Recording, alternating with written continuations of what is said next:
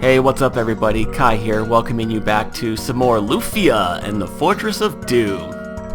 Today, let's see what's going on with Reyna. Or get into a random battle, why not? Really, game?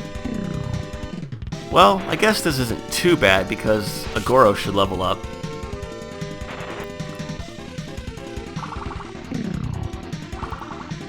We didn't take too much damage, so I'm not going to worry about healing myself again.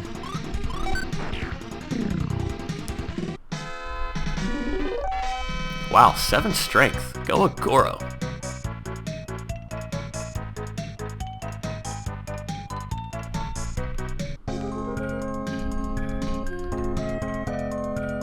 But we're already here. Uh-oh, danger music!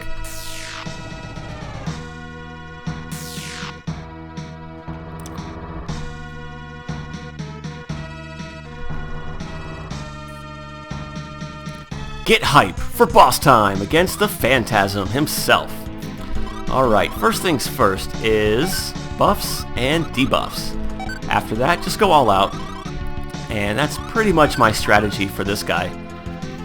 This boss is actually quite easy. Especially when he wastes his turns like that. Let's do another drain spell. Now this guy can be pretty annoying because he has the drowsy spell, which will put your party to sleep, and the confuse spell, which will confuse your party, and that would be really, really bad. Lufia, yeah, just top off Kai. He also has the spark spell, which does pretty good damage. But unless you're really unlucky and Kai and Agoro get confused, there's really no threat from this guy. Every few rounds you might want to re-establish Drain, because they do wear off periodically as time passes. But pretty much just use Lufia for debuffs and heals, and yeah, there you go. Probably want to use a high potion on Agoro.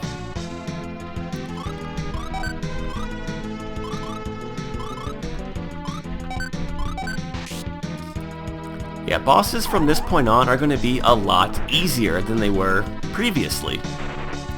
Because, spoiler alert, we're going to get a 4th party member. As if that's a spoiler. And we'll have access to more buffs, more debuffs, more elemental attacks, things like that. Oh, they're still a little challenging and require a bit of strategy, but they're not nearly as difficult as the first few bosses in the game were. Oh no. Those are a thing of the past, thankfully. And we're getting really lucky with this guy not using sleep or confuse. Alright, got him. Go Kai!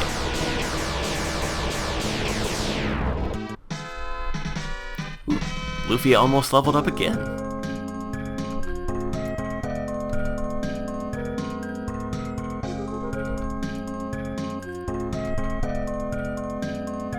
A bit light what? Lightheaded, you mean? Or dizzy?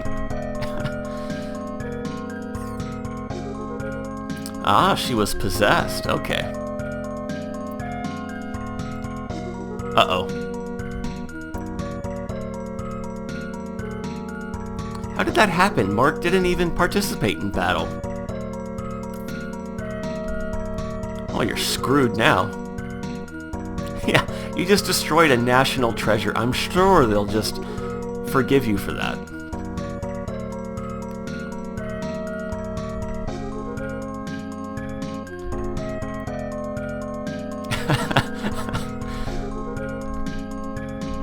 Oh man.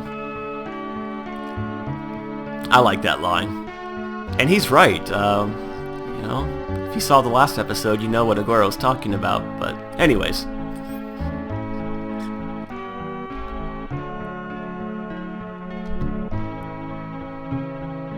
Yeah, that is true. We don't have any elves in our party. Belgen, huh? Southeast of Medan. Do they have good waffles there? Let's find out. Well, alright then. So Belgen must be the third town we heard about from The Apprentice. And talking to this guy after the Ghost Cave will give you a power potion, which we want to give that to Lufia as well.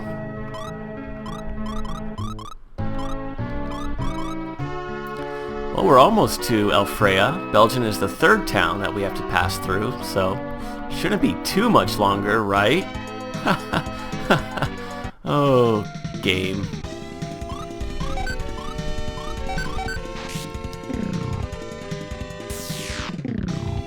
These guys are easy enough. I'll leave this battle in. Ooh, high arrows.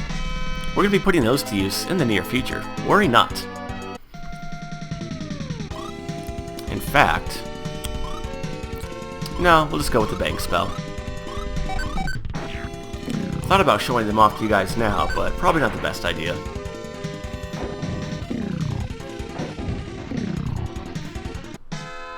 Ooh, poison pins. Those are actually pretty cool. They're an instant death attack that is actually fairly accurate, believe it or not. Instant death spells, on the other hand, are very inaccurate, but poison pins are quite cool.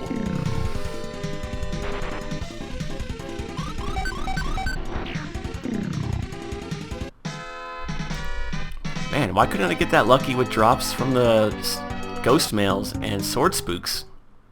What's going on?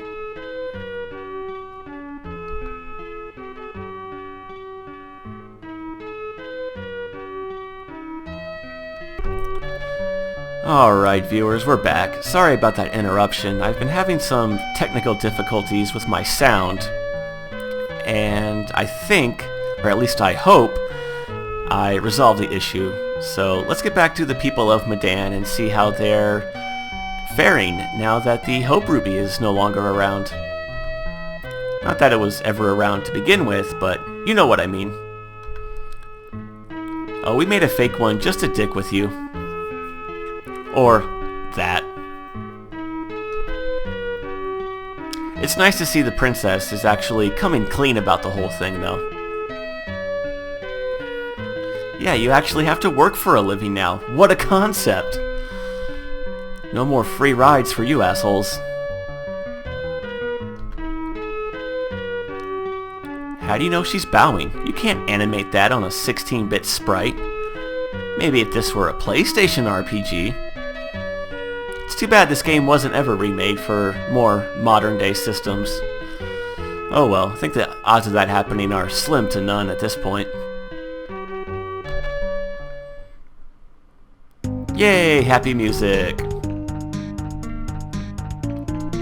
Alright, first things first. Now that the old man is out of our way, we can go grab this high potion, which this is the only time in the game you have access to that. So if you care about getting the 100% treasure rating at the end of the game, definitely pick that up now before you leave. Otherwise, it's out of your reach forever. I'm pretty sure that scene is completely optional, by the way, but I thought it was still nice to stop by and see how things are playing out now that certain events have unfolded.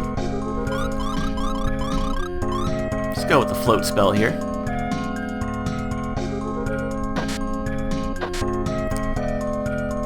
I don't think there are any enemies in this cave, so that's a nice little break. Yeah, just like in Dragon Warrior 2 in the Step Guard spell, anytime your last party member steps off of a damage tile, you have to recast Float, which is a little annoying. Man, another similarity to Dragon Warrior. Not to mention the poison pins we got remind me of the poison dagger from Dragon Warrior 4, which has a small chance of instantly killing your opponents when you attack them. I think she can kill this guy with a dew spell. But that poison rat on the left there is a new enemy. I think they can poison you. But nothing too spectacular about those guys.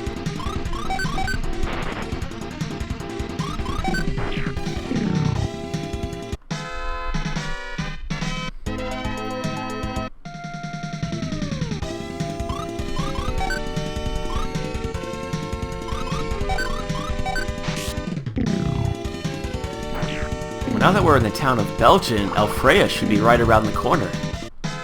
All we have to do is cross that desert, which hopefully won't be as hard to cross as the desert in Breath of Fire 3! Oh, that desert sucked ass. Anyways, more new enemies, beetles, who are weak to ice. Not that it matters, because I don't have an ice spell. You know what? Let's go with a bomb. Why not? That should be enough to take out everybody. Yeah, the enemies in this area hit really hard, so you gotta be careful for that.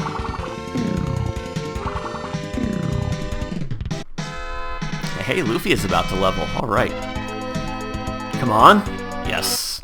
This is Belgen, home of Crying Man Studios and waffles.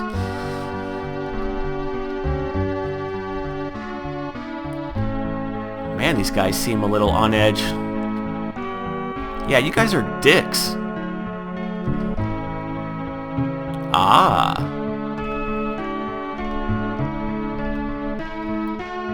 Yeah, we kind of ran into a few on the way over here. Last time? This is the first time. First time for the last time? Yeah, pretty much. Jaren, huh? Who's that? Yeah, you can't trade people to the monsters in hopes that they'll stop attacking you. What's wrong with you?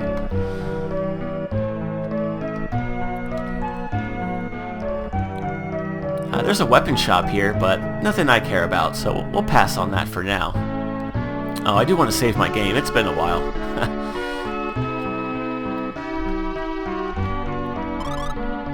Yeah, it's been just a little while. Who's this Jaren person that everybody keeps talking about anyways? Well, let's get a float and a high potion. We'll learn more about Jaren right now.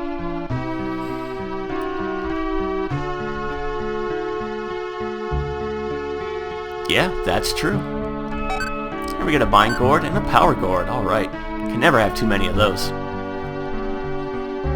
Well, you're a bitch for letting her go. Oh, she offered. Well, you're still a bitch.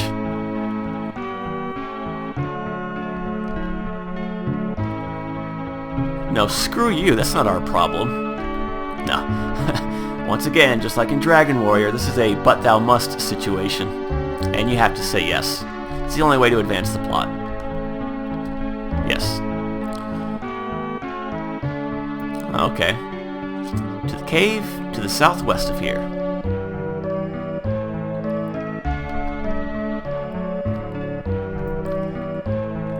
Yeah, this game wasn't making enough references to Dragon Warrior on its own, so I threw in an extra one. Deal with it. Alright, here we have the armor shop, which for some reason is way on the other side of town. But we want to get a bronze armor and a bronze robe, and 2 pairs of tan shoes. So let's give one to Kai, and a pair of shoes. The thing about shoes is even though they're technically considered armor, I like to think of them more as an accessory.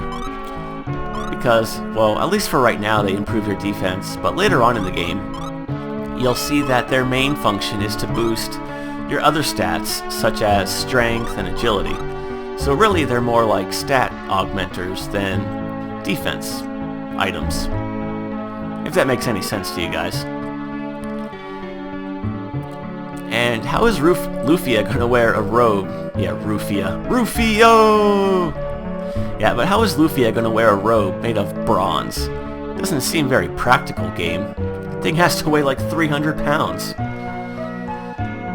Well, unless maybe it's like a regular robe with bronze plates on it, but then you have to question the actual defensive capabilities of such an item. Well, there I go, questioning video game logic once again.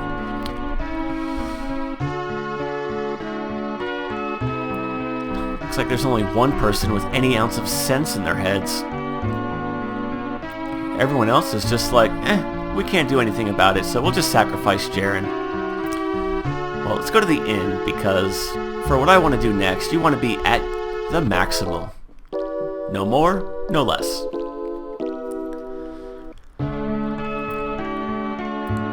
We didn't didn't see any elves around here. Well, we could go to this cave to the southwest, or we could go to the east and do some sequence breaking. With new enemies, mummies, alright. Now those guys have a couple of annoying attacks. They can put you to sleep, and I think they can confuse you as well, but easy enough. Ooh, Lufia is so close to leveling. Ah, more new enemies. Sandmans. Enter Sandman? No. Well, sort of. They did just kind of pop up on the screen there. Now, for this upcoming area, the enemies are very strong, and they hit very hard, so don't worry about conserving your MP. Just go all out with your best attacks. And absolutely heal up to max after every battle.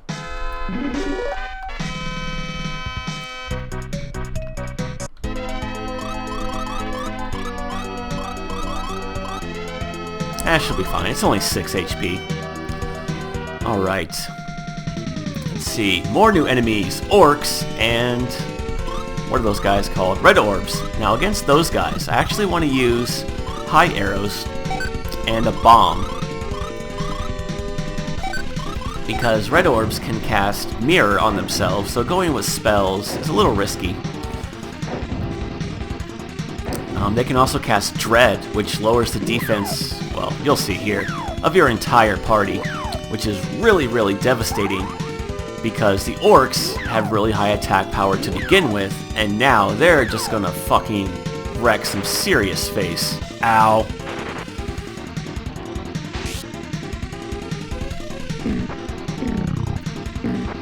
That orc is still alive? Oh, man. Okay. Lufia, just defend. Let the boys handle this one. Yeah, these guys do not joke around. They will kick your ass. But trust me, doing this is totally worth it. It'll make the next area in the game a lot easier. Besides, we have 17,000 gold. I mean, oh man. You know what? There's only one of them, so it's worth going with the Bang spell. And blue wolves here are just like the orcs. They have really high attack power and quite a bit of HP, but nothing else special about them. Although it would be nice if I could actually get a turn. But anyways, like I was saying, I don't mind doing a little bit of sequence breaking here because we have so much money anyways. And it's not like earlier in the game where I was broke, and even if I did go to Medan before the Northwest Tower, I'd probably have to sell another miracle, which I didn't have anyways. So, there you are. Yeah. Like I said, don't be afraid to use your MP here for healing or attacking, because these enemies aren't holding back. Oh, this must be that desert we were talking about. Or we were hearing people talk about, and more new enemies, killer bees. Those guys are actually quite easy. You know what? Let's try putting one of these... oh, where is it? These poison pins to use, see if it works.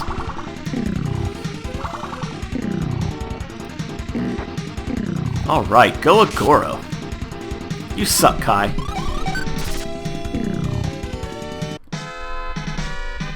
Now those killer bees actually drop poison pins quite frequently. I'm surprised I didn't get one. Alright, we made it to the town of Serenagal. Whew. But why is it so important that I want to come here now? Find out next time. But until then guys, as always, thank you for watching. Hope you have a good day. Take care.